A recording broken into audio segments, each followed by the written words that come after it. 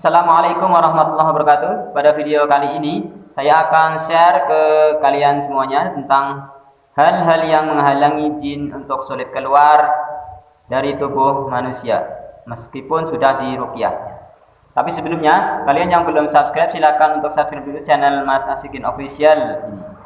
Kemudian like, komen, dan share video ini agar menjadi lebih bermanfaat untuk kita semua, baik dunia ataupun akhirat. Baik, sulitnya jin untuk keluar dari tubuh orang yang sedang dirasuki merupakan masalah yang banyak kita temui di lapangan. Keadaan ini tentu membuat peruqyah terlebih pasien merasa bingung dan putus asa.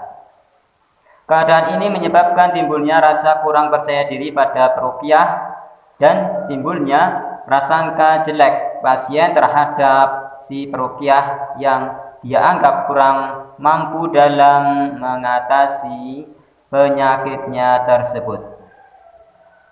Prasangka jelek ini tentu sangat berdampak sekali ya pada diri si pasien, sehingga pasien terus gonta-ganti peruqyah dan masa pengobatan semakin lama. Namun jinnya tetap tidak mau keluar. Video kali ini mudah-mudahan bisa menjelaskan sebab-sebab yang menghalangi jin itu sulit keluar agar antara peruqyah dan pasien bisa terjadi saling pengertian dan berusaha untuk mengatasi penyebabnya. Baik, pembahasan ini saya bagi menjadi dua, yaitu yang satu penghalang dari peruqyah sendiri. Kemudian yang kedua adalah penghalang dari pasien. Baik, kita mulai dengan pembahasannya, yaitu yang pertama, penghalang dari peruqyah itu sendiri ya. Sebagai berikut. Yang pertama, akidah peruqyah yang masih rusak dan masih melakukan bid'ah dalam ibadah. Kedua hal ini sangat prinsip ya, dan bila seorang peruqyah tidak memperbaikinya, maka dia akan ditertawakan oleh setan tersebut. Walaupun setannya bisa keluar, itu hanya sebagai tipu daya setan. Bagaimana agar peruqyah ini laris dan terkenal di masyarakatnya. Tipu daya setan sebagai langkah awal untuk mempromosikan kedudukan peruqyah tersebut agar dianggap peruqyah yang berada di jalan yang lurus. Yang kedua, adanya niat yang rusak. Ketika peruqyah akan memberikan manfaat kepada orang lain, maka tarik nafas dulu, kemudian perbaiki tujuan atau niat Anda meruqyah. Apa tujuan Anda keluar dari rumah untuk meruqyah? Apakah ikhlas untuk Allah ataukah untuk dunia? Bila niatnya karena selain Allah, maka ini akan membuat setan tidak mau atau sulit untuk keluar. Kemudian yang ketiga, makanan dan pakaian peruqyah ini berasal dari yang haram.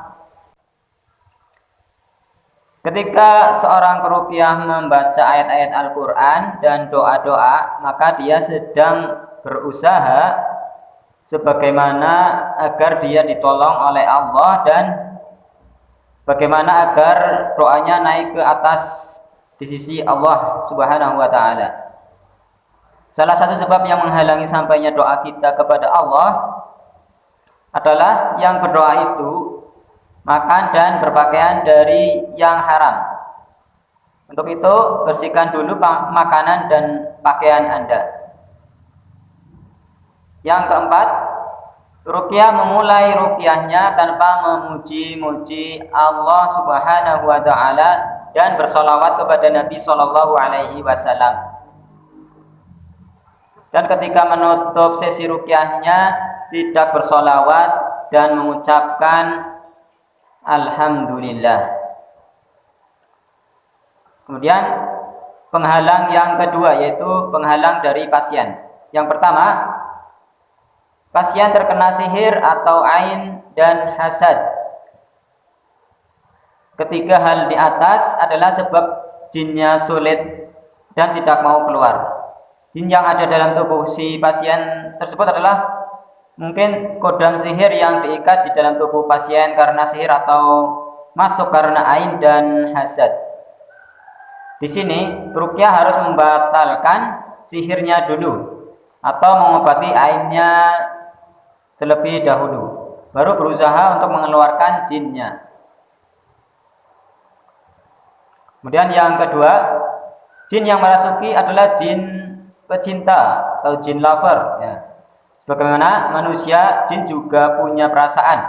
Ia tidak akan mau begitu saja berpisah dengan manusia. Berpisah dengan manusia yang dicintainya. Jadi jin sama seperti manusia. Tentu kita manusia tidak rela berpisah dengan orang yang kita cintai. Dengan kata lain, lebih baik mati daripada berpisah bila jinnya terus bandel. Walaupun setelah didakwahi, maka kita tetap pakai kekerasan, bisa disiksa atau bahkan dibakar agar keluar. Wallahu a'lam bishawab, ya. Kemudian yang ketiga, jin yang merasuki sudah lama dan tua renta. Jinnya merasa lemah dan tidak bertenaga sehingga sulit untuk keluar. Bisa juga karena sudah lama berada di dalam tubuh si pasien tersebut, sehingga keberadaannya bisa dikatakan sudah mendarah daging. Di sini butuh kesabaran dari peruqyah maupun pasien. Tetap yakin dengan pertolongan Allah Subhanahu wa taala bahwa kesembuhan ada di tangan Allah Subhanahu wa taala. Kemudian yang keempat, dosa-dosa. Pasien belum bertobat dari dosa-dosa, terutama dosa kesyirikan. Dosa-dosa akan menghalangi pasien dari mendapatkan kesembuhan atau kebaikan lainnya. Jalan keluarnya tentu dengan bertobat dan memperbanyak istighfar. Ya. Kemudian yang kelima, pasien ragu-ragu terhadap pengobatan dengan Al-Quran. Atau dengan kata lain, pasien hanya mencoba-coba seperti obat-obatan alternatif, gitu ya. Ingat, Al-Quran itu hak dari Allah dan hanya memberikan manfaat bagi orang-orang yang percaya, bukan yang ragu-ragu, gitu ya.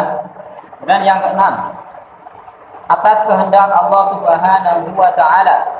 Perlu diingat bahwa kesembuhan bukan atas kehendak peruqyah ataupun pasien, tapi semata-mata karena kehendak sang penyembuh satu-satunya, yaitu Allah Subhanahu wa taala. Sulit dan tidak maunya jin keluar dari tubuh Anda itu atas kehendaknya. Cepat dan lambatnya keluar memiliki hikmah yang hanya diketahui oleh Allah Subhanahu wa taala. Di sini pasien perlu membangkitkan iman yang kuat bahwa pilihan Allah itu selalu baik dan bijaksana.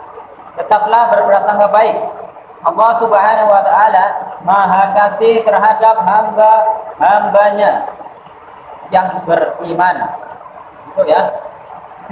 Saya sampai teriak-teriak ini, soalnya di sini sedang hujan ya. Saya tidak pakai mikrofon. Semoga bermanfaat. Itu saja dari saya.